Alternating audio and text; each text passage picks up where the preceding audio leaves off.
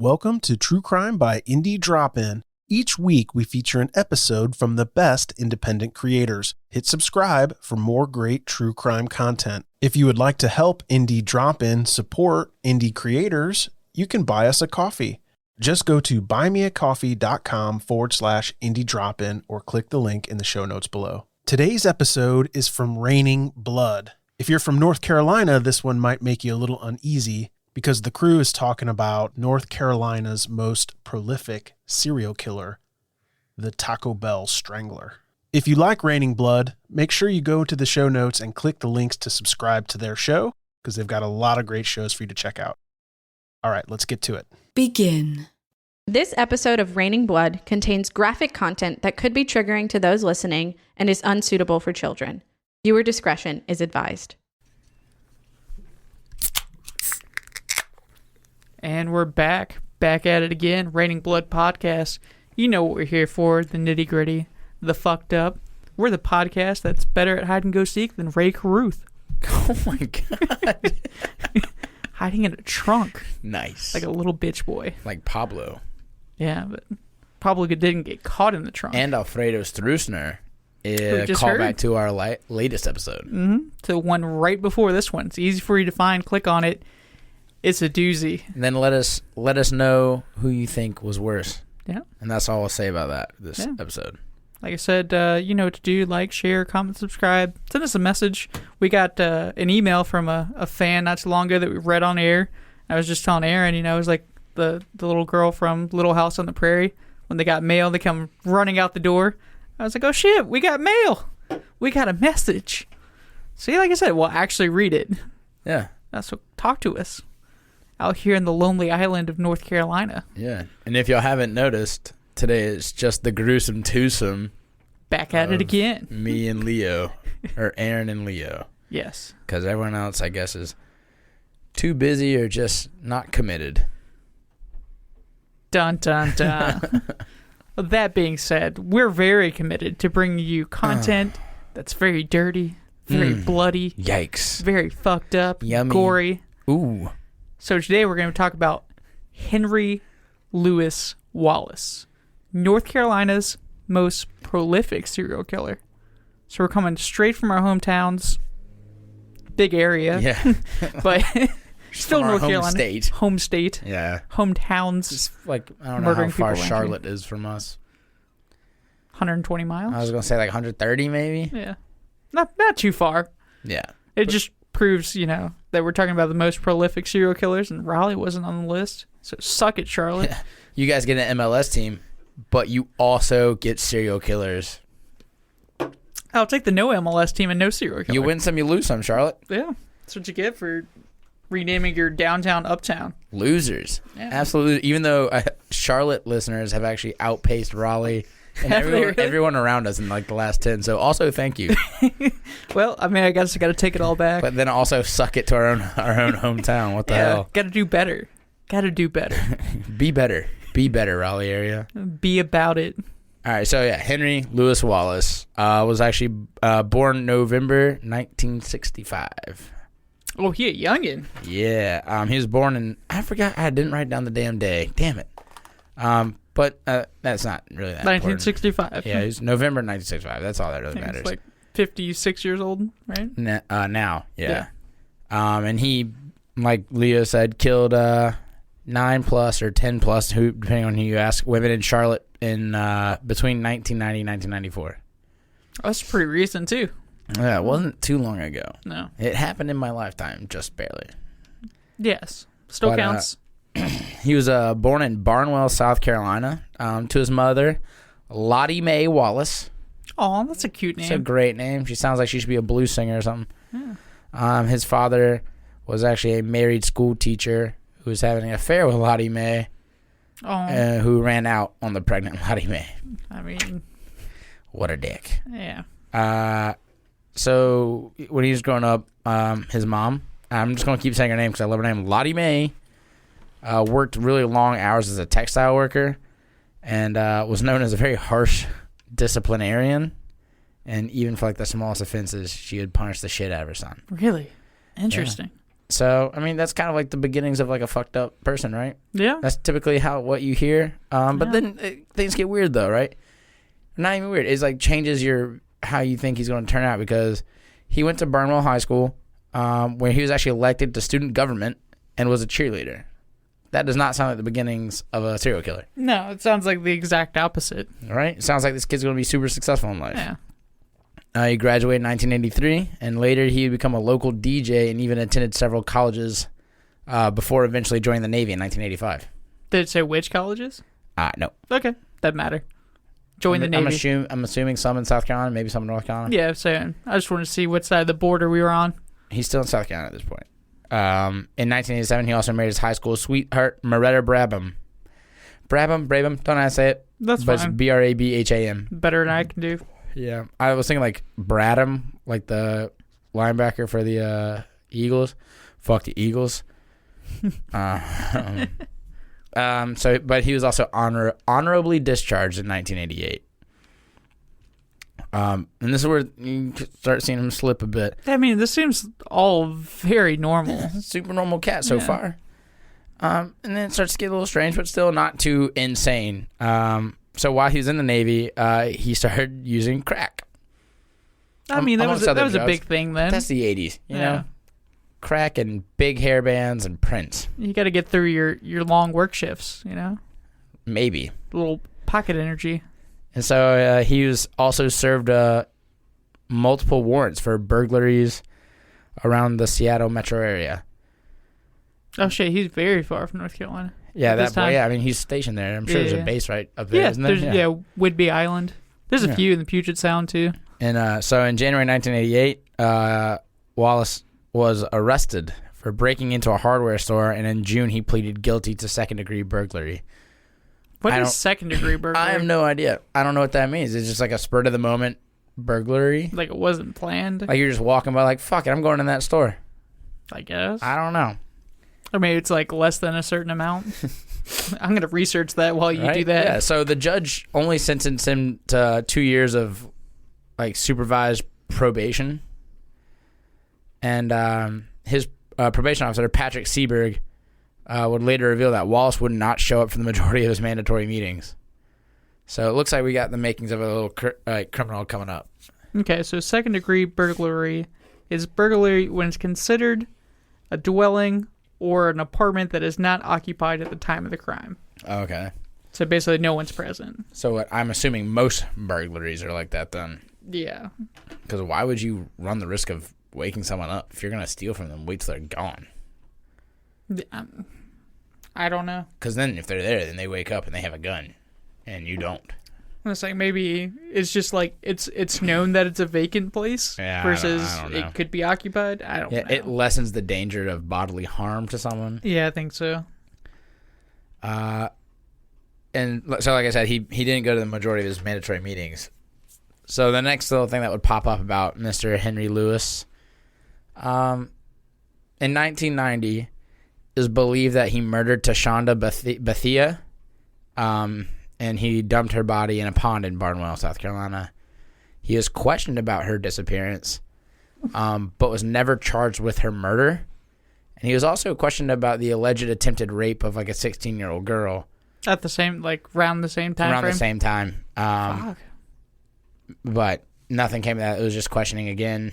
But it was known in the community that Wallace, he had a crush on Shauna, and that they had actually gone on dates a few times. Like they had gone out a few times. So there's a little puppy love. That's a little Summer suspicion, loving? you know. Having a blast. What was that one creepy line? Did she put up a fight? That's fucking creepy. I hate that song. That is a little strange. Right. So by the time that shit happened, his marriage had fallen apart, you know? When you're being accused of raping 16-year-old girls or attempting to rape a 16-year-old girl Potentially and being questioned murdering for people. murders. Understandable. That'll do that. Yeah. And he was fired from his job as a chemical operator at Sandoz Chemical Company.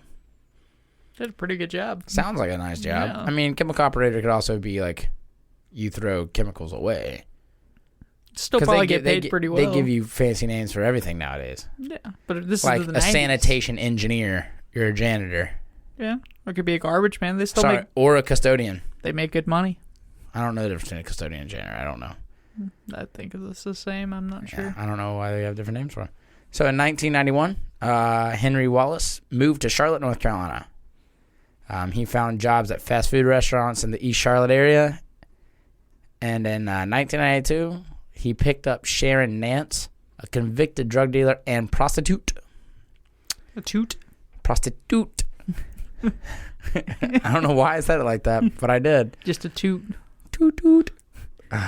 When it brings a whole new meaning to toot it and boot it, don't it? Yeah. Yeah, I I never didn't even thought think of about that. So when Nance demanded payment, he went full on GTA mode and fucking murked her right there in the car, beat her to death. Damn. I said that weirdly cheerfully. Yeah. That's fucked up. Yeah, but I mean, we all did that in GTA. Yeah. The video game, obviously. Yeah, Not in I real mean, life. GTA is not real life. Yeah. So, I mean, sometimes it feels like it is. But so he beat her to death and then dumped her body next to some railroad tracks. Her body was actually found a few days later. Nothing ever came of that. This kind of mystery body. Yeah, just like, oh, hey, there's a known drug dealer and prostitute. Oh, she's dead. Let's go on with our day. Time for Bojangles Biscuit. I'm glad you brought up Bo's. It's a show about Charlotte. How could I not? So the first murder that he's convicted of was Caroline Love. On June 15th, 1992, Caroline Love was sharing an apartment with Sadie McKnight, which was Henry Louis Wallace's girlfriend. That night, after completing her shift at Bojangles on Central Ave, Ooh. Love asked the night manager to buy a roll of quarters for laundry, and she did. So she gave him $10. She gave him a $10 bill. He got her $10 in quarters, which I think is a roll. I think a roll's $10 in quarters. Is it? I think so. That's a lot of quarters. I mean, it's a roll though. Yeah, It's I mean, that thick, makes sense. Thick old roll. Yeah. And after Love left the restaurant, her cousin Robert Ross noticed her walking home, and he gave her a ride home, and he watched her go into the apartment. Okay. So she's home, She's safe? presumably safe. Yeah. A few days later, Caroline's boss called her sister Kathy to let her know her sister hadn't been to work in 2 days. No phone calls or nothing? No. Unusual? No call, no shows. Yeah. Kathy swung by the apartment and left a note for her sister. And the next day, after yet another missed shift, the boss called Kathy again and letting her know that Caroline still hadn't showed up. And so then Kathy called Henry, Kathy knew Henry. Okay. In order to contact Sadie, her roommate. Oh, okay. So Sadie didn't even know what had happened. So the three of them, Sadie, Henry, and Kathy. So the roommate, the sister, the roommate's boyfriend, also the murderer, the suspect, went and filed a missing persons report at the police station. Oh, he went down to the police station? Oh, Yeah. That's... Diabolical. Yeah, it's kind of fucked up. And so when Kathy went back, she noticed some of the furniture was moved and her bed sheets were missing. And the roll of quarters was also not found in the room. It's $10. Yeah. Hey. $10. That's a lot of crack you can buy with that. That's damn near a 4-piece bone-in chicken dinner. That is a 4-piece bone-in chicken dinner. That's $9.29 currently. So yes, you can buy. Well, some no, you can't get Bojangles. it because of tax. Oh yeah, I think it taxes. 3-piece, motherfucker. Yeah. Or them Supremes. Supremes are for children, and if you get a Supreme and you're over the age of 12, grow the fuck up. So on March 13th, 1994, Henry Louis Wallace confessed to the murder of Caroline Love. Why? There's more. Was he coerced in any way? Let me... Okay, sorry. Let me keep going. So, in his confession, he confessed that he made a copy of Sadie's key so he can get into her apartment anytime and enter the apartment when nobody's home. When Caroline came home, he let her know that he was in the bathroom. Okay. Like, I'm assuming, like, hey, man, I'm taking a shit. I'll leave when I'm done. That's what he basically said he'd leave when he was done with the bathroom. I don't know what he was doing. Don't know. Don't know. Cranking it. I know. That's weird. This is a weird mental picture I just got. How fucked up that be? You're just rubbing one out in your fucking girlfriend's bathroom. Her roommate comes home. Don't mind me. Just a little busy in here. Just playing some 5-finger couch hockey. Just in the bathroom feeding the geese. Don't mind me. 5-finger couch hockey? I've Yeah. never heard that. Yeah, bud. So when he left the bathroom, I'm assuming they both had each their own toilet in their own room. Yeah, I would think so, yeah. And when he was going through the living room, Caroline was in there, and he went over and gave her a little kiss on the cheek. It's still strange. Yeah, I mean, a little odd. That's not his girlfriend, right? Yeah. And so she even said that, she's like, I won't tell Sadie if you promise to never do that again. She's like, just leave me She's alone. like, dude, just don't fucking, like, I won't fuck your life up if you never do that again, bro. That's enough of that shit. So he does what every normal dude does. He put her in a fucking chokehold. Wait, what? Yeah.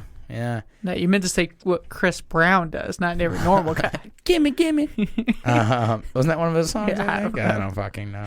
It's your man in the bathroom. No, I'm just kidding. Yeah. So he put her in a chokehold and kept squeezing until she passed out. Oh, it's fucked up. So then he moved her to the bedroom, removed her clothes, and tied her hands behind her back with a curling iron cord. And he also placed tape over her mouth.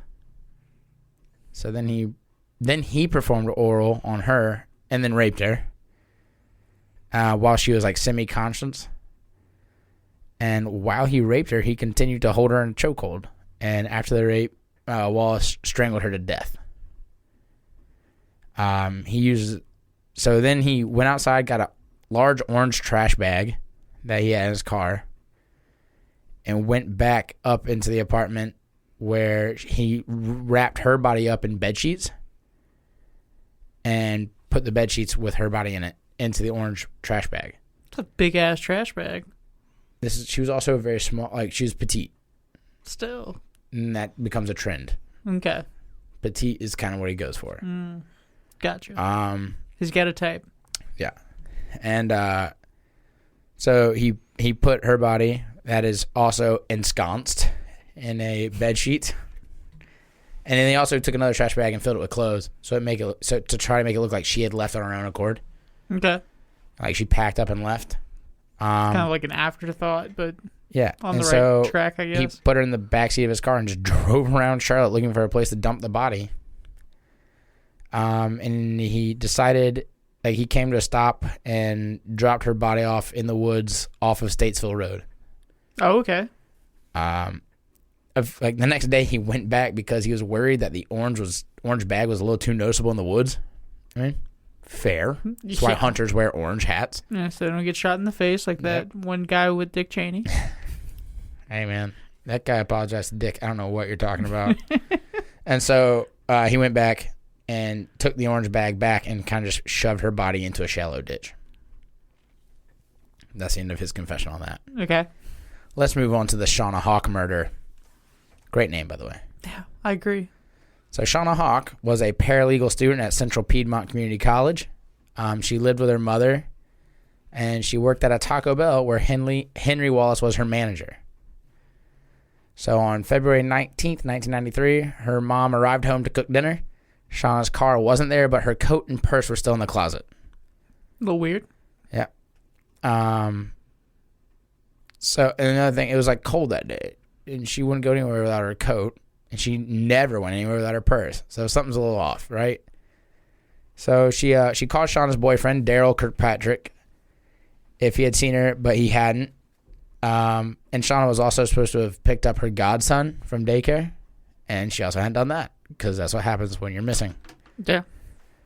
So, I mean, at that point, mom's getting a little upset, you know? Her daughter's missing. She's not doing the thing she normally does and takes care of. So Kirkpatrick returned to comfort the mom. Okay. He's like, oh, It's all good. Like, trying to be, like, a good boyfriend. It's understandable. Take care of the mom. Yeah. So, together they found a missing persons report. When they went back to the apartment, Kirkpatrick noticed the shower curtain was outside the tub. And so when he moved the curtain back, he found Shauna Hawk submerged underwater, curled up and submerged under the water. Oh, she was there the whole time? Yeah, she was pronounced dead when she got to the hospital. I mean, she was dead in the tub. She's probably been dead for a while. Yeah, the autopsy report found a contusion behind and above the left ear and a small laceration of the eardrum. And then during the confessions, Henry Wallace admitted to going to see Hawk, and like they talked for a while. And when Wallace was leaving, Hawk gave him a hug. And when she gave him a hug, he like kind of held her there, and he demanded that she have sex with him. Bold strategy, dude. Yeah. So I mean, she like was like, "What the fuck are you talking about? What are you doing?" And like basically kind of like threatened her physically. I mean, he's not a small man. He's a rather large dude. And he even in his confession admitted that Hawk was Shauna Hawk was scared and was crying during the whole coerced sex. And then after they had finished, he told her to go to the bathroom. I put her clothes on, go to the bathroom. And when she went into the bathroom, he placed her in a chokehold between his arms until she passed out. And then he admits to filling the bathtub and placing her in it, effectively killing her. So that's fucked up, man. This guy's super fucked up. I mean, there's no non-fucked up serial killer, though. You know what I mean? I mean, yeah, but there's ones like that are if they were like going around killing other serial killers like Dexter, you could be like, I kind of see a good side of this. Yeah, I mean, some choose better victims than others. That's all I gotta say. What? Like if you're serial killing like gang rapists and shit, right? If you're like you're taking out other bad people, I mean, you still shouldn't kill people, but it's not as bad. It's not as bad as like some girl that works at Taco Bell and you're her manager. Yeah, like what the fuck. And so now we move on to the Audrey Spain murder. On June 23rd, 1993, Audrey, 24 years old, was supposed to show up at work at 6:30 at the Taco Bell on Wendover Road in Charlotte. When she didn't show up on time, her manager called to see where she was. No response, of course. The next day, she missed her shift again. That time, the manager actually drove to her apartment and saw her car like at the apartment, and like left messages again. And after the third consecutive day, the manager finally called 911 after trying to call her sister and getting no response. So on June 25th, 1993, maintenance actually entered the apartment through a sliding glass door and found Audrey dead in her bed. Fuck. Right? So, again, during his confessions, Henry Wallace confessed to being in the apartment and smoking weed together. He admitted that his motive for the visit was to rob her. Damn. And, of course, when he did it, when he got there, again, after getting a hug, goodbye, put her in a chokehold. And then he questioned Audrey about the combo to the work safe at the Taco Bell. Just trying to get on the Taco Bell dollars. Yeah, so he's robbing Taco Bell via robbing Audrey. Yeah. By the way, if you get a chance to look this guy up, he looks like a nerdy Notorious B.I.G. He did. With his cashmere sweaters and shit. He did. Cashmere sweaters were a thing, though, in the 90s, bro. Yeah, those fucking glasses, though. The birth control glasses. Oh. And he also asked about her personal account. And she told him she didn't really have any money because she just returned from vacation. Yeah, these are Taco Bell employees, man. Mm-hmm. You're not going after the Fortune 500 CEOs. Right. I don't know what you're expecting. So he then said in his confession that he didn't remember taking her clothes off. But Audrey had begged not to be hurt. And he continued to choke her until she passed out. Afterwards, he had sex with her. And then washed her body in the shower to remove evidence. So he's like slowly like figuring out how to do this. Yeah. But he also like does just stupid shit. So he put her back in the bed. And I I was like, I think that caught on the mic. Did it? That was a goofy man. burp, dude. Yeah. Because I thought I was gonna cough, and then Yeah, that I was was weird. like, what the fuck? It's a weird noise, man. So he put her back in the bed and tied a T-shirt and a bra around her neck Why? to strangle her, Oh, to kill her. I thought she was already dead. Okay. No, she was like semi-conscious. Oh, okay. Like she was passed out, and he was just washing her body off, but Gotcha. she still had a pulse. It's fucked up, man. So he tied a T-shirt and a bra around her neck and left. He returned the next day to make some calls from that apartment, so it wouldn't appear that she had died from the same day as his visit. And It's actually kind of smart. And then he also stole her Visa card and used it to buy gas on the way out of there. That's not smart. You win some, you lose some. Right? I'm telling you, like he does, like it's like he's sort of thinks it through, but at the same time he doesn't. He's like a couple steps behind. Like he's like, oh, I want to kill somebody, and I think I got a system, but then he does dumb shit. Yeah, not a good system. So then we jump to the. Oh, that's a horrible use of words. We jump to the murder of Valencia Jumper. Come on, Aaron. Just a play on words there. Jesus. You're gonna leap there. We hop there. Right. Hop on over. For fuck's sake, Aaron. So Valencia was a senior studying political science at Johnson C. Smith University. And on August 9th, 1993, Valencia and her friend, Zachary Douglas, had arranged to hang out at night. This is why I don't like reading off my notes sometimes. So in the wee hours of the morning on August 10th, Douglas arrived to the apartment. He noticed smoke coming out of the window. And when he got to the apartment, he actually just able to open the door. It was unlocked. So he just opened the door straight in, to make sure everything's okay. You see smoke coming out. Shit ain't right. Yeah. When he opened the door, he found that there was too much smoke in the room for him to, like, even get in without, like, basically dying. And so he notified a neighbor, and they called the fire department. When the fire department got there, when they entered the apartment, they found that the fire was started by leaving a pot on the burner for too long. Okay. And then they found Valencia's body in her bedroom, dead. Sad. So during his confessions, Henry Wallace confessed to killing Valencia and stated that she was like a little sister to him. What the fuck is up with this guy, man? I don't know. I mean, there have been points in my life where I wanted to kill my little sister. No.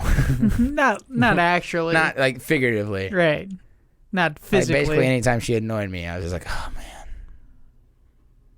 One of these days. That's just a sibling thing. Yeah. But you don't actually. Not anymore. She's all right now. She's a lot better now. You hear that? She grew into it. You hear that? I fully expect a text at this point when she hears that. So they had been hanging out that night, and Henry Wallace had left. He left, and she was still alive. Okay. He returned a little bit later and basically told Valencia that he and his girlfriend Sadie had gotten into a fight, and that he asked to like use the phone to call someone, because I guess he couldn't do it at his own place or at Sadie's. Well, there's no cell phones back then either. Yeah. Could go find a But payphone. Go to your own place and make a call, right? Yeah. And so when she reached for the phone, he put her in a chokehold. Ah. Yeah. Who would have guessed? So again, just likes choking people, man. Yeah. He's a big dude. I mean, it's effective when you outweigh the person by like 3 times their body weight. Yeah, that's true.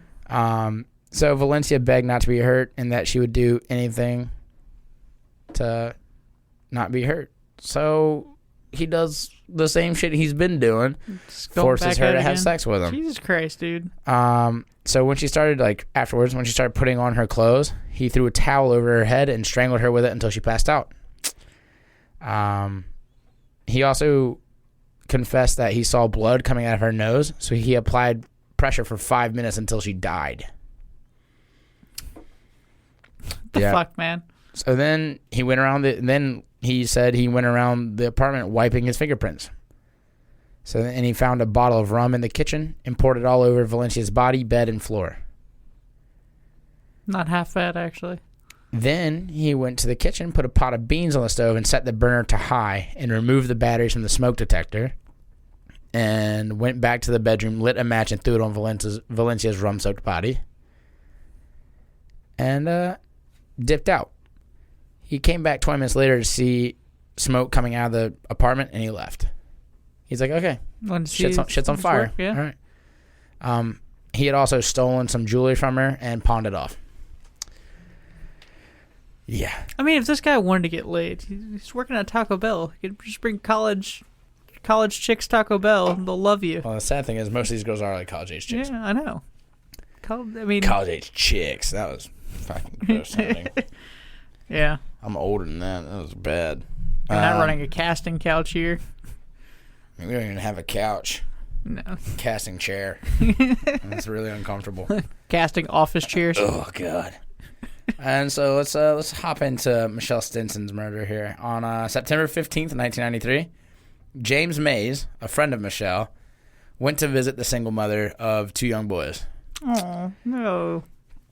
I think he was 22. 20, not 22, but 20. Yeah, 20. Yeah. When he got to the apartment and knocked, nobody answered. And then the boys started knocking on the window and saying that their mom was asleep on the kitchen floor. That's ominous. So, like, James Mays thought, like, that they were just playing around. He's like, all right, whatever. And he started to leave. He's like, okay, whatever. You guys are just playing. Until the oldest boy went out the back door, came around and grabbed him when he was trying to leave. And so James Mays went back inside through the back door. And he found Michelle lying in a pool of blood. Oh, shit. On the kitchen floor. And his poor kids. Children have seen that. Yeah. You know what I mean? It's fucked up. So man. he immediately tried to go get the phone. And he saw that the cord was cut and or had been ripped out. And if you're a younger listener, phones used to need a cord. They used to be mounted to walls. Yeah. Or they could be on like tables. You could you could pick them off the like little hook thing that held them to a wall too and carry it around. Just have a long ass. Like some cord. people would just have them on tables. Like I remember my grandparents, they had it like literally mounted on like a door frame that you could just we had one. Pick up. We had one in our kitchen growing up on the wall, and then we had one in the living room on a table. Right. So, but you needed a cord. They were attached. They were attached. You couldn't just carry them anywhere. The new thing was they were no longer rotary. Right. You have to go through the whole circle dial. Actually push the button now. You hear that, youngins? Pushing buttons? Like physical buttons. Yeah. They didn't have screens.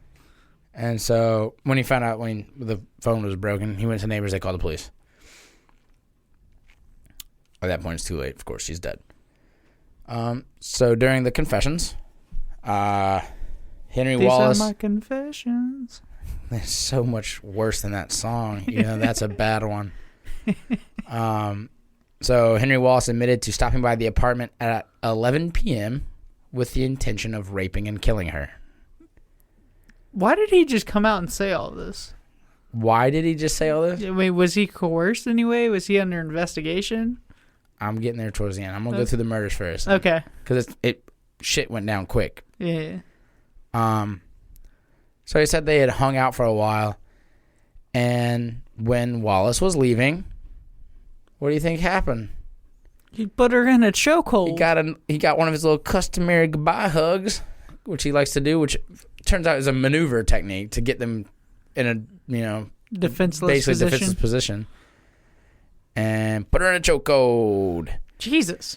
Then he told her he wanted to have sex with her.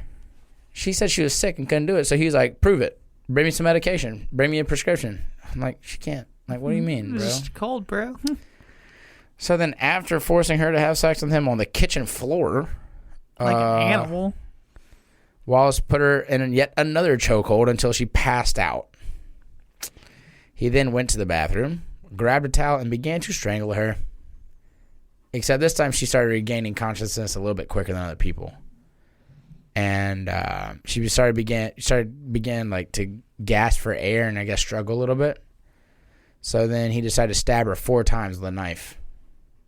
Oh, that escalated real fucking quick. Mm-hmm. So after he had stabbed her and basically killed her right there in the kitchen floor, while her 2 children are there, asleep. The oldest son started to wake up. Yeah, just imagine this was loud as shit. I mean, if you're choking her, you can't make much noise when you're getting choked. I mean, you're stabbing someone though. They're gonna make some noise. If you still have their like windpipe closed though, yeah, I guess that's true. you'll hear the puncture sound, I guess. But Yeah. they could have had a TV going. Who knows? Yeah. So the oldest son started waking up, and Wallace actually told him to go back to bed, and the kid did because it was something that they were used to seeing around. And he had already kind of wiped down some of his fingerprints from anything that could be used as evidence or anywhere they would probably dust for fingerprints. And then he actually used a towel to open the back door so he wouldn't leave fingerprints on that. I'm surprised he left the kids that saw his face and knew him after killing his mom. Right? At least he kind of has a code, right? I mean, he didn't kill the kids. He didn't kill the kids. Hello, true crime fans. This is Greg from Indie Drop-In. This episode is brought to you by Podbean. As you know, this podcast is all about supporting independent creators. I've worked with so many people who love true crime content, but also have the urge to contribute. You might want to amplify a victim's story or dig in the trenches to solve cold cases, but you'll need tools to get the message out. Podbean has the tools you need to host and distribute your podcast. There are even options to earn money from your podcast. You don't need any technical skills. There's no difficult technology to learn. The website is very, very easy.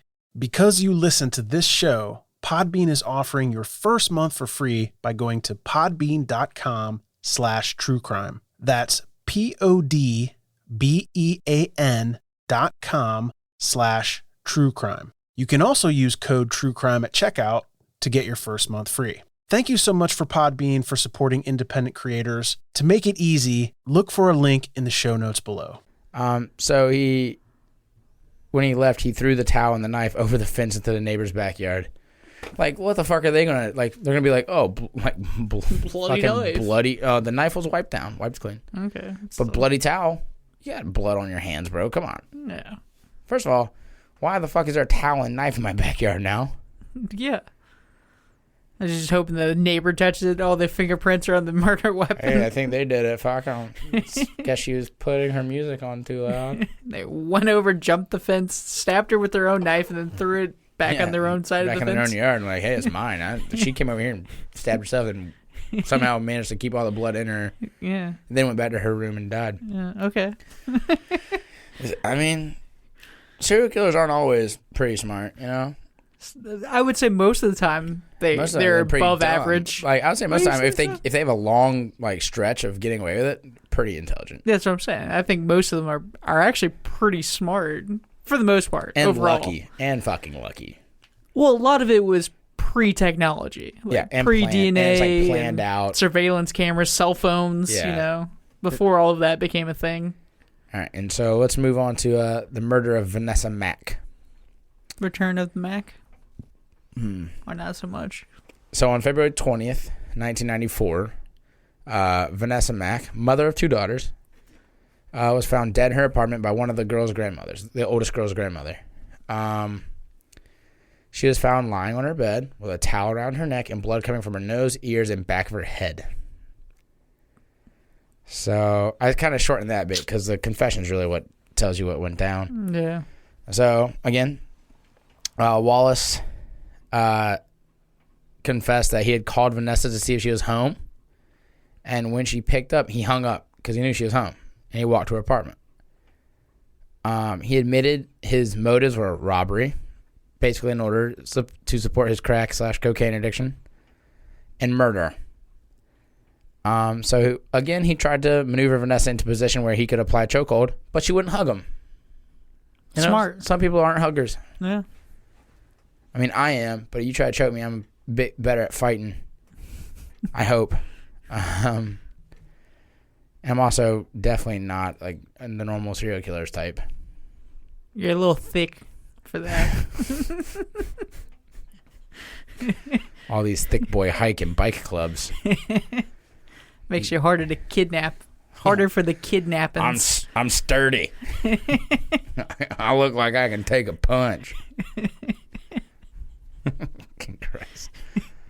So when the hugging technique didn't really pan out. So this is the first time that didn't work, huh?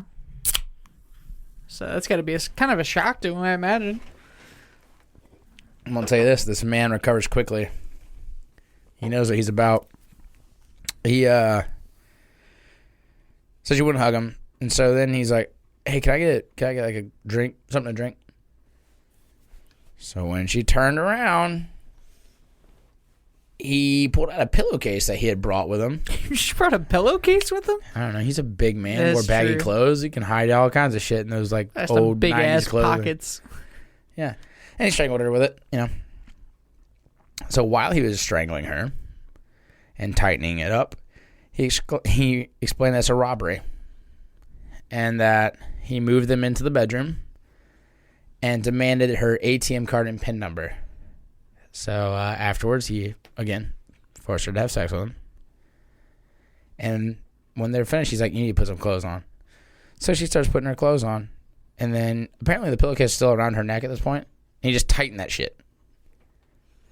I don't know, man. I don't know. Yeah, I don't know either. So strangled her to death with a pillowcase. So after he killed her, he went to check on the 4-month-old daughter that was lying there. And he stayed until she fell asleep.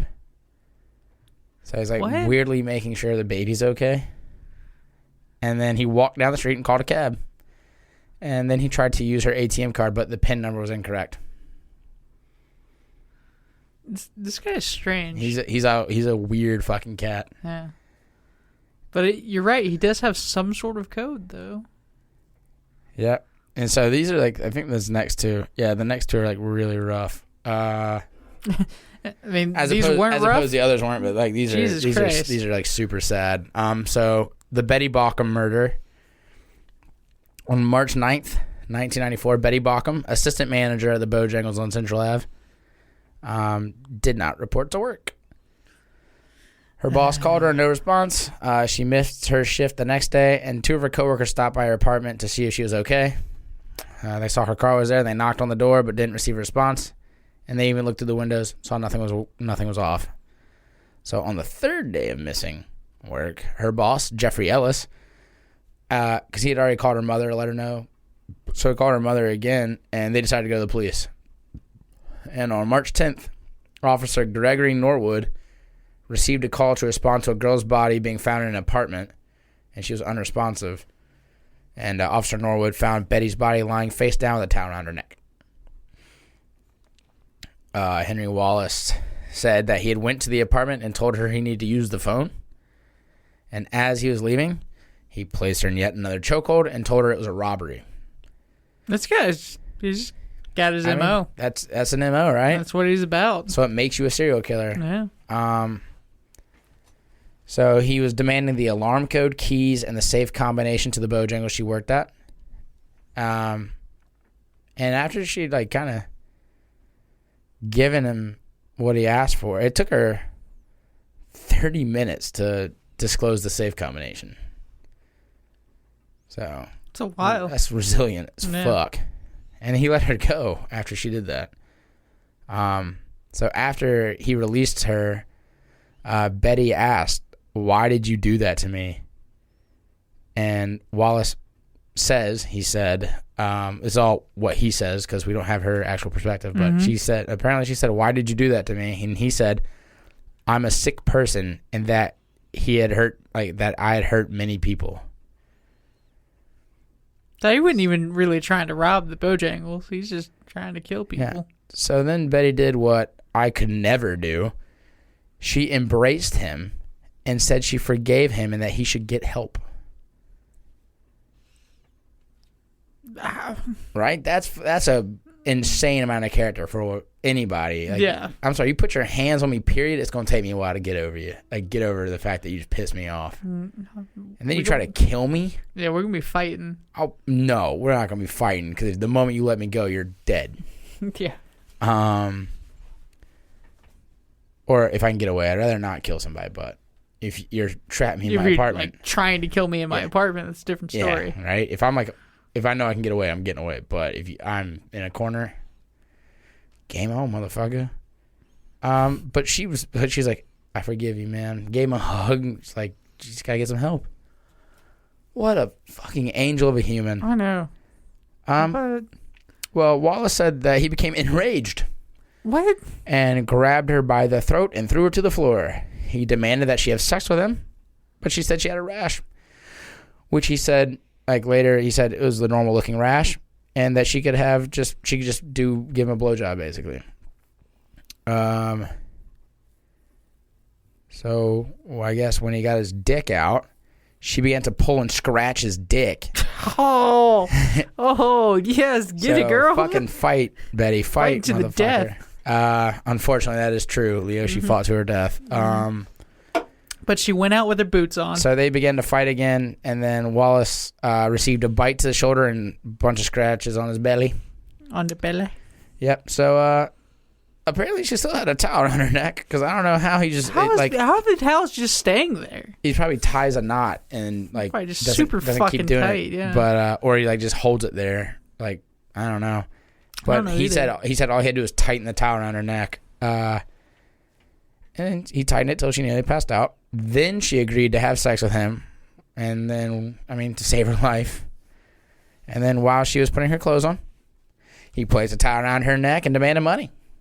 So she gave him her purse, and then he took the gold chain from around her neck. Jesus. And then, after that, he just strangled her to death.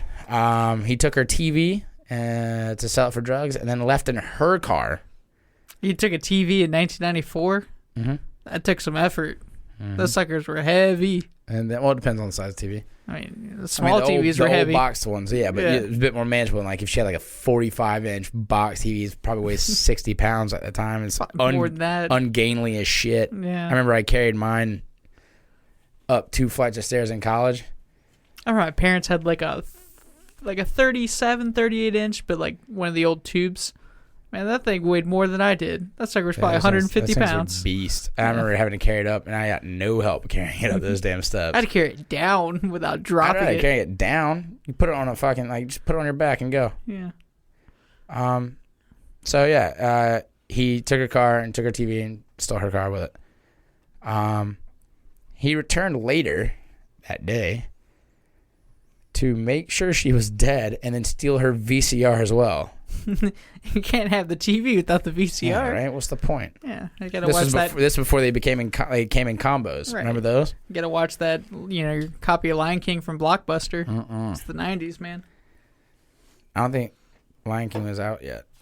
Oh, it is 94. I think Lion King came out in 94. Close enough. I think Lion King came out in 94. Oh, the Shawshank Redemption? I don't know. Terminator 2?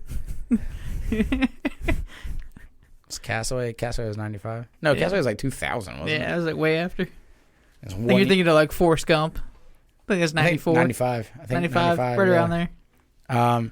So he had her car for 2 days. Just rolling around? Yeah, and then he left it in a parking lot because he thought the police were following him. And he wiped the inside and outside, except for the trunk lid. Okay.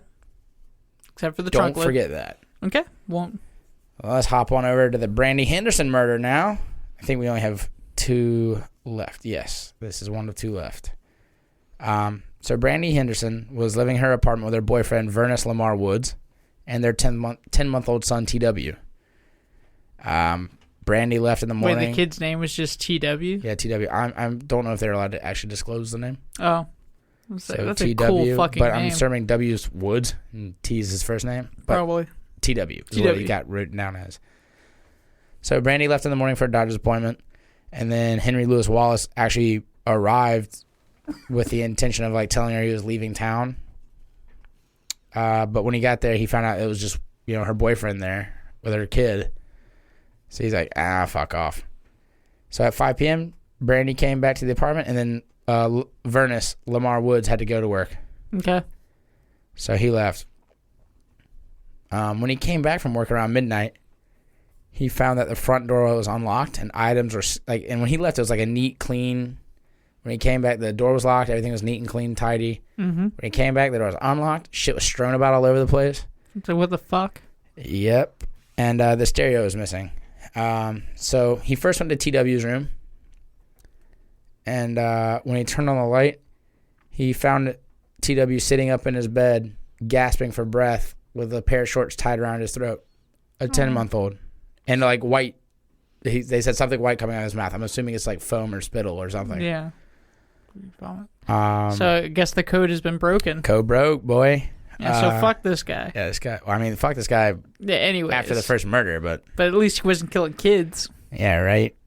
It's weird how we change our standards when we talk about serial killers. So, I mean, of course, Vernis takes the fucking shorts off his son's fucking throat. Good call. Yeah. And then that's when he notices that Brandi's lying face down on her bed with towels tied around her neck. Always the fucking towels. I had no idea towels had the capability of being that. Like, they're kind of thick to, like, like you have tie. To fold them, I guess? I don't know. I don't know either. I'm not going to look that up, though. What the fuck? Yeah. I'll try it at home. On myself. Carradine style. Yeah. Oh, God. Try to crank one out when you do it. So that's why we call them all choke and stroke. Focus. So she had the towels around her neck and that her face was actually blue. So he got the towels off. He called 911. He performed CPR as he was instructed. When the paramedics got there, it was clear she was dead. Yeah. So in the confession, Henry Wallace, he confessed that he planned to kill Brandi that Tuesday morning. Like that's why he was there. Yep. When he found out Woods was home, he went to kill Betty Balkam instead. Just switched so Betty up his Balkam's plan. only dying because Vernis Lamar Woods was at home. Because his work schedule. Mm-hmm.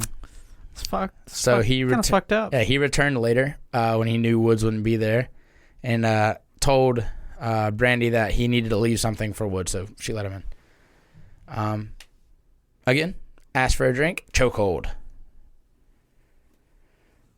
He made her strip naked and have sex with her while she held her son, 10-month-old son, across her chest. Because at first she was like, I need to save my son. And he said, you don't want him to do that for what was about to happen. But, I mean, so she held him and she, like, turned his head away so she couldn't see. So he couldn't see the TW. So she's getting raped while her son's on her chest. Jesus. I told you, this shit's fucking awful, man. I mean, I know we're about some dark shit here at Raining Blood, but what the fuck, man? Yeah, man. Yeah. All right, we went hardcore there. Nitty fucking gritty, son. Jesus. So after it was over and they were both getting dressed, Henry Wallace actually went to the bathroom for a towel, wiped the apartment clean. Then he folded the towel and strangled Brandi to death. Yeah. So TW began to cry. 10-month-olds do that. And Wallace actually said he looked for a pacifier or something for the baby to drink. When that didn't work, he tied a towel, and then I guess he moved to shorts around his neck as well to get him to stop crying. What the fuck, man? And then the baby laid down next to the mom and I guess slept. That's what he said. The kid probably wasn't sleeping. He was probably choking to death. So now I just get to the last murder here. The baby survived? Baby survived, yeah. Okay. At first, they were worried that there was some severe brain damage due to lack of oxygen. Makes sense. Because when they took him to the hospital, they were doing all these tests, and he didn't respond appropriately to being like jabbed with a needle, because apparently that's how you test like if there's any nerve damage or anything like that. And he didn't respond the way he should have. And he had like a lot of pressure behind his eyeballs and stuff from his jugular vein being compressed. But after time, he was okay. Good. And hopefully not mentally scarred, because that would be super fucked. Always a little silver linings, Mm-hmm. Small miracles. And so the Deborah Slaughter murder, I started getting real tired about reading all these fucked up things. Yeah, so I just went straight to his confession on this one. He confessed to going into her apartment to do drugs. And then when he found out that she had money like kind of saved up, because he was going to sell her drugs too, and she said, "No, I can't buy them. I have to make my money last until next week." So she's clearly got a wad of cash somewhere. Yeah. The old drink towel routine happens again. Motherfucker. And then as he's finally got as he gets, it's a towel he brought himself this time. He just brought a towel to a drug deal? I mean, it's a drug deal / drug stash. I don't know. But again, baggy clothing in the 90s. Probably not a thick towel. Yeah. But I mean, nobody, like, the fucking weird guy that brings a towel to the party. Maybe, I don't know. Maybe he sweats a lot. I don't know. So as he finally got it around her neck and stuff, he even said Slaughter then realized he was the one who killed the 2 other girls at nearby apartments. Oh, shit. I think the apartments were called The Lake apartment complex in Charlotte. And she, like, recognized or... She was like, oh, when he did that, she's like, oh, my God, you're the guy who's been killing people. Oh, fuck. So, like, he squeezed a little tighter, so she went down to her knees, basically. And then he told her to strip and give him a blowjob. Slaughter, I mean, kudos to her for being able to say this, because it's exactly what I would have said. She goes, I don't do that. You might as well go ahead and kill me. I mean, I can respect that amount of defiance in anybody at that point. Yeah, same. I got mad respect. And then he proceeded to rape her, And then kill as her. is his MO. But he also knew that she carried a knife in her purse, and so he had her empty. Like, I'm assuming while he still had his hands like around the towel choking her, that she emptied her purse, and when she did, he kicked the knife away. Mm-hmm. And then he demanded the money, and as she was giving him the money, he picked up the knife.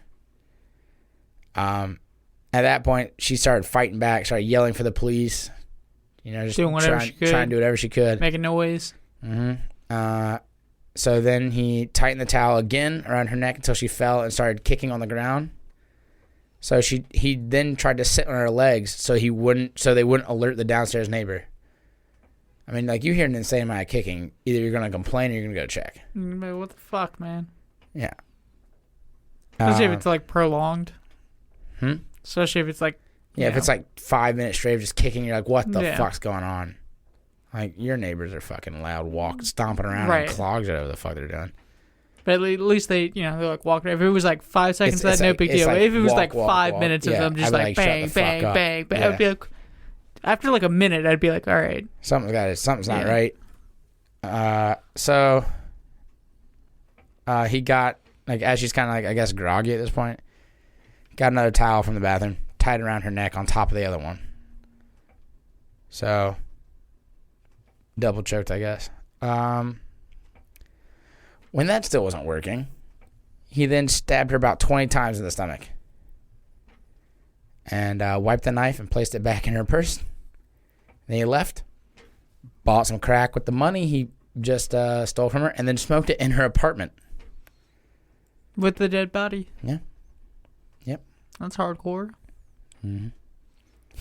And so the way this guy gets arrested, on March 9th, 1994, investigators had started to notice similarities in the Henderson and the Mack murders. Both black females, no sign of forced entry, and a use of a ligature or something to bind or choke. Correct. On March 10th, the very next day, investigators are holding a meeting about the similarities to other strangulatures. Yeah. Strangulations. I was thinking ligature again. Yeah. Strangulation cases. And as they're doing that, news of the Balkam murder broke, and it was the exact same shit as had been happening before. And so investigators then went to all the other ones they assumed, and they had friends and family members write a list of all the people the victims let into their apartment. And Henry Louis Wallace was named on every single one. On all of them? Mm-hmm. Yeah, so they're like, this is the guy. We kind of got it. That's a pretty quick investigation. That's really fast. Yeah. But there's still, as far as investigations go, that's still, so you can only question at that point. That's just because he knows these people. He knows all of the victims. They all work around each other. They all live near each other. I mean, what are the chances? I know, right? And then this was the kicker. March 11th, 1994. So span of 3 days, they're just piling shit on. Like, it's my mom's birthday. They're going. March 11th, 94. Balkam's car is recovered. A palm print left on the car was a match to Henry Louis Wallace. Oh, he didn't clean off the trunk lid. Fuck. A palm print, though? A palm print. Really? Mm-hmm. Interesting. So then the police issued a warrant for an outstanding larceny charge. Because they're like, hey, this is our chance to at least go after him. You know what I mean? And then during the search on March 12th, the next day, the police are informed that Deborah Slaughter's body had been found. Jesus. So he killed, I think he killed 3 women in 4 days, right? Something like that, yeah. It's it a pretty was short really, really fucking quick. window. So that same day, March 12th, between 5:30 and 6 p.m., Henry Louis Wallace was arrested on the outstanding larceny charges. After being read his Miranda rights and made sure he understood them, the police let him know about their suspicions that he was connected to the murders, and they showed him the photos of himself trying to use Mack's ATM card and failing, and then also showing him the matching palm print. After they showed him that, he straight up confessed to the murders of Love, Hawk, Spain, Stinson, Mack, Balkam, Henderson, and Slaughter. Jesus Christ. And then, it's really not much happened after that. At his trial was delayed due to choice of venue, DNA evidence from murdered victims, and jury selection. His trial began September 1996.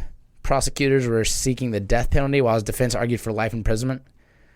His defense claimed that because they weren't planned out and deliberate attacks, or premeditated and deliberate attacks, that they weren't first-degree murders. And really? Mm-hmm. And they also used his childhood trauma from being abused basically by his mother as saying he was mentally incapable, I guess, of being charged for first degree. He had a mental health disorder, so they're like, oh, you can't charge him for not being, I guess, sound of mind. Yeah.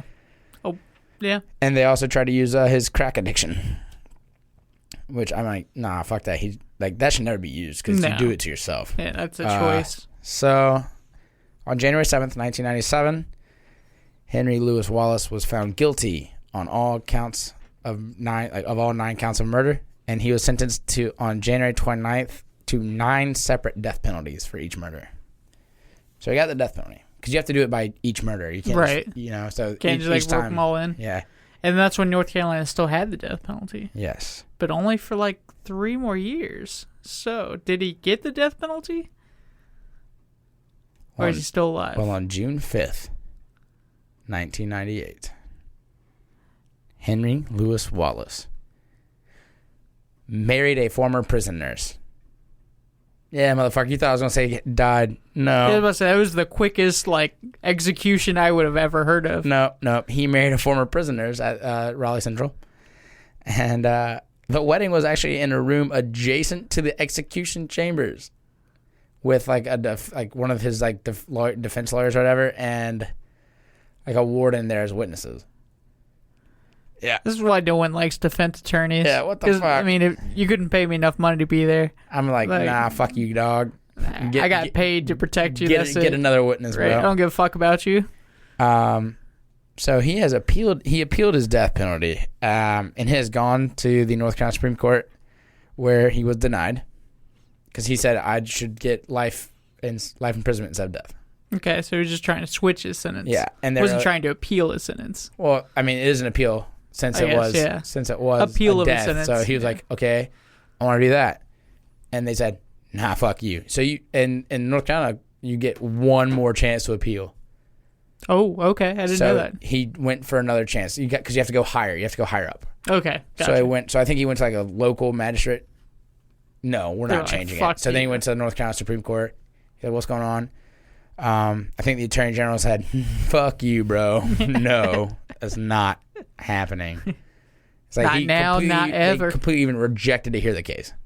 No, they're correct. Because the appeal court does not have to listen to it. If they think they got it right, they get to pick and choose. It's totally at their leisure. If they think they actually could maybe switch it, they'll take it. But if they're nope, they got it right. Well, I mean, not only if they, they're only going to take it if they can switch it because of a legal reason. You can be they feel like this was wrong in the case. Fucked it up. Right. Then they'll take it. And then they legally have to do it. Right. So His shit was denied.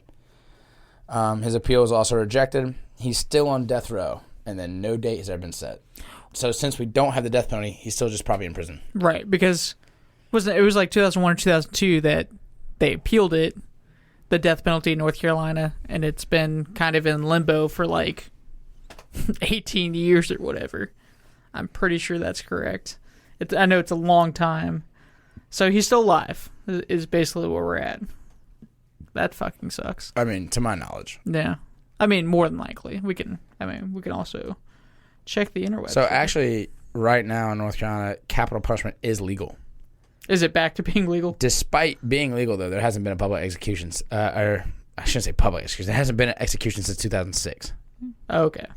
I knew there was a big legal thing about that. Yeah. Henry Louis Wallace, the Taco Bell Strangler, is still alive. 55. Yep. Currently here in North Carolina. Raleigh Central, right? Raleigh Central. Yeah. Hanging out downtown Raleigh by all your friends. Married. Don't forget married. Married. To a fucking former prisoner. What the fuck is wrong with that? That's like some Harley Quinn shit. It's even worse because this shit's real. Yeah. Who the fuck does that? This guy's just strangling people and you're like, oh yeah, I'll marry this crackhead that's murdering this crackhead people. Who's killed fucking 11, 9 plus. Whatever. Really probably 10. 9, but 10, one was 11. in South Carolina. Right. Jesus Christ. Yeah, man. That's fucking North Carolina's like more like most prolific, I would say. One of the most infamous serial killers in our state. This is why there's like two other guys that had like 8. Yeah, and but we this can guy, cover them later, but this guy, man. I wish I was the Attorney General. I'd bring the death penalty back just to kill him. I've been like, all right, dickhead. I'm like, we murder him? Cool. We can go back to having this discussion whether or not we should do this. My other favorite part was like during that whole thing, the chief of police in Charlotte at the time in '94 sat there and he was like, I didn't even realize we had a serial killer until like the three killings in 4 days. I had no idea we had a serial killer.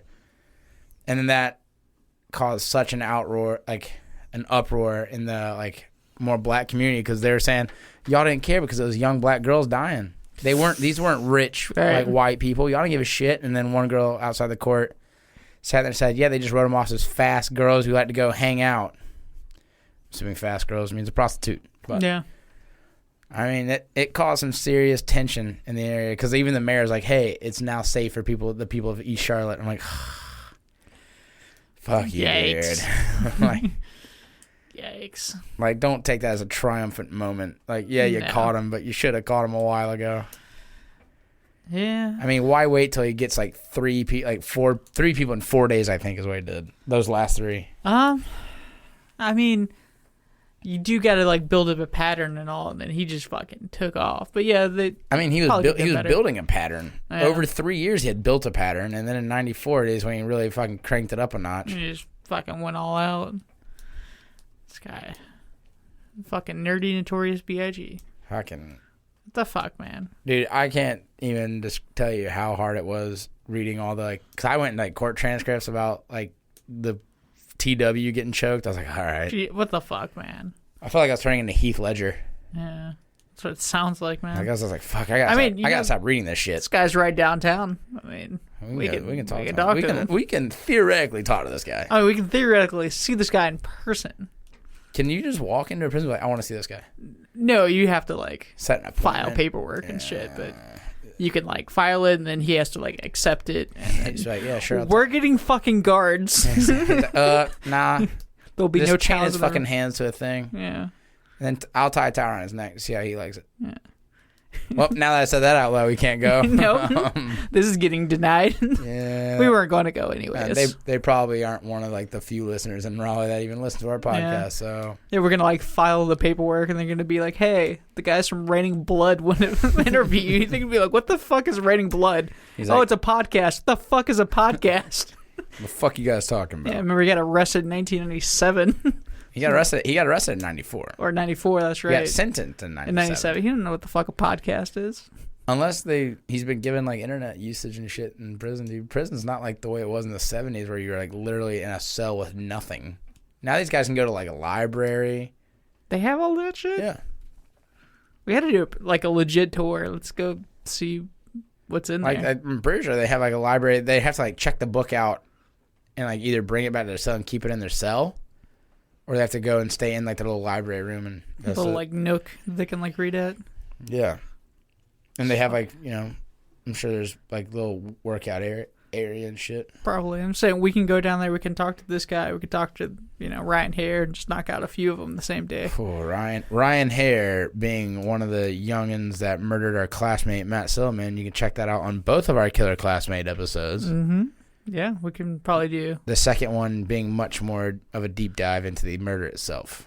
Besides the first one just being like an overall theme of how fucked up our high school is. Yes. Check that shit out. Yes. That your high school is bad. Bring it. Middle class America over here is getting wild. Bring it. All right. Well, do you have any last thoughts on that, Aaron? Fuck that dude. I agree. For one. Not like that, though. Kind of fucked the police in the investigation right there for not picking up on that MO sooner.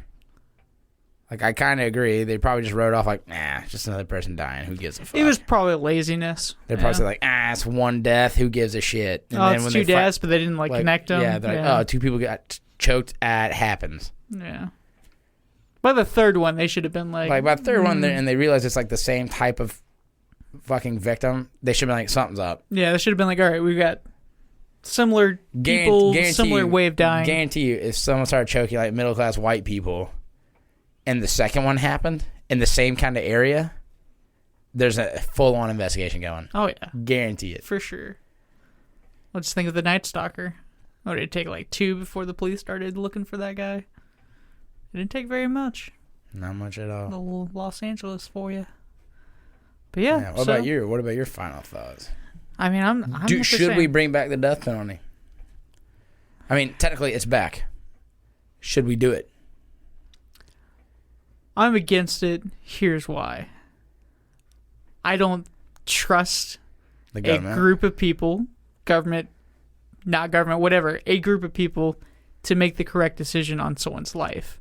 That being said, fuck this guy. If you killed him, I'm not going to think twice about it. See, I'm okay with it as long as you exhaust every possible resource, and it is full on, no doubt about it. Because here's my thing. I'd rather 100 guilty people go free than one innocent man. Yeah, I completely get agree. Killed. Completely agree. I mean, even one innocent man go to jail. I'd rather 100 guilty guys go out and then one innocent guy go. Right. But that's my thought. As I'm saying, if it is like 100%, there's ironclad, no fucking doubt in anyone's mind. They have done the appeals. They have done everything they can. Murk them. Yeah, murk them. Take them out back. Murk them, and have tax money go to at least a living inmate. Yeah, and that's the other thing too. A guy who has a chance to get out. Why do executions take fucking 20 years to get done? Especially, because of the appeals. No, get your appeal shit done. Pack it. Stop taking 20 fucking years. That's taxpayer dollars. Yeah. Get that shit done in like 2 years tops. I mean, do it. I mean, I don't want to rush it. I'm not going to put a time on it because I truly want it to be ironclad. I want there to be absolutely no doubt in anyone's mind. Was there any doubt in anyone's mind about this guy? No, but I mean, the defense was like bringing up, like their points they were bringing up were somewhat valid. But at the same time, the courts were like, no, they're not. Shut the fuck up. You guys are just stalling. Right. And at that point, like, if the Supreme Courts are going, no, you did this. You deserve the death penalty. End it. Clap them right there. Yeah. Like, why are we waiting another 15 fucking years? Or in this case, what? We're at 23 years? Arrested 94. Or 90. Yeah. Well, I was saying sentenced 97. Yeah, sentenced 97. Yeah. 24 years. 24 years. Yeah. It's damn near our lifetime. Yeah. I mean, if you go from 94, it's 28 years. That's a long time. That is really close to my lifetime. Yeah. That's like 90 That's my plus sister's % of it. lifetime. Right. It's a lot. And that guy's just sitting there I mean, life in prison fucking sucks, but I mean, in some ways it's worse than death. Yeah. But it's not as satisfying. It's not as, I don't think it's as just. I mean, I agree. Be that as it may. I'm sure a lot of people disagree with me that the death penalty shouldn't be a thing. But I think if a person is no longer contributing to society, they should be out of any way, and no one thinks they can ever possibly contribute to society. You're not going to rehabilitate this guy. he shouldn't be a part of society. No, I mean, I'm even for if it's going to be that way and it is ironclad, you can do it more cruel ways and publicly. I don't know. Let's not get super draconian. I mean, I'd be okay with, like, if the family got to beat his ass a little bit. Yeah. Like, whenever I see the court videos of, like, dads, like some dude kills their daughter, and, like, a dad just flies over the thing and starts beating the shit out of the guy who did it. And, like, if I was the bailiff, I'm letting him get a few licks in. I'm gonna let it happen. I'm gonna be like, oh, I didn't stretch this morning. Like, I'm not quite that spry. I've been like, the sun was in my eyes. Yeah. They're like, you're in a courtroom. I know, right? Crazy. That's crazy, shit man. was blinding. I was looking at the other side. I thought there was a thread, and he just leaped over, and then it took me a second to process the information. Some guy said squirrel, and I had to look. had to look. Oh, he punched him like 9 times in the eyeball. He ruptured it. Dang it. For that guy. Dang it. What did he do to that girl? Oh, he should have gotten both eyes. No. But yeah, that's all I got to say. But y'all know what to do. Like, share, comment, subscribe. Send us a message. Tell us what you think. You know, you like these shows. Tell us what kind of shows you like. Yeah. Like, I mean, which formats do you like? Do you like our head for head? Do you like our individual dives? Do you like more of our like mysterious wacky ones? wars? Yeah. Is there something that you want us to do? You have an idea for a show? Shit, just talk to us, man. Yeah. You never know. May just do it. We possibly could even shout you out on the shizzo. Yeah. Check out last one. We shout out guy, you know. But we got to say Charlotte's been pacing well. I've seen Colorado on there. Colorado's been smoking California. people. England, strangely enough, has got quite a few. So our friends across the pond. Thanks. Much love. England? You sure about that? Mm-hmm. Sure is. I saw like Blackheath and some other places. I don't even know where that is. Isn't Blackheath near Birmingham? I think it's near Birmingham. I have no idea. I have no clue. I say, yeah. Let's just look at the last one though.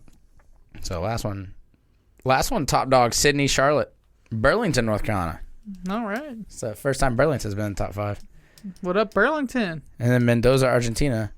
Cool. Random, but muchas gracias. There we go. All right, cool. Well, thanks for listening, guys. Well, hit us up again. Follow us, Facebook. We have an Instagram. We're going to start getting a little bit more active on that. Yeah. There's a Twitter account. Yes, there's a Twitter account. We're not super active on Twitter. We need to go there. We need to pick that up. That's on us. But you can always email us at rainingbloodpodcast@gmail.com. And that's probably the best way to reach us. Yes, that'll be. I know I check that every day. Mm-hmm. So you can definitely get us there. So we're gonna get the most quality interaction. Yeah. So. I think that's it, dude. Yep. You're gonna sign off. This is the Gruesome Twosome signing off. I'm Leo. That's Aaron. We love you. And deuces. Deuces. Thank you so much to Raining Blood for the great episode. If you enjoyed that episode as much as I did, go down to the show notes below, click the link to subscribe directly to Raining Blood. Thanks again for listening to True Crime by Indie Drop-In. If you would like your show featured, reach out to us at Indie Drop-In on all social media or go to indiedropin.com. See you next time.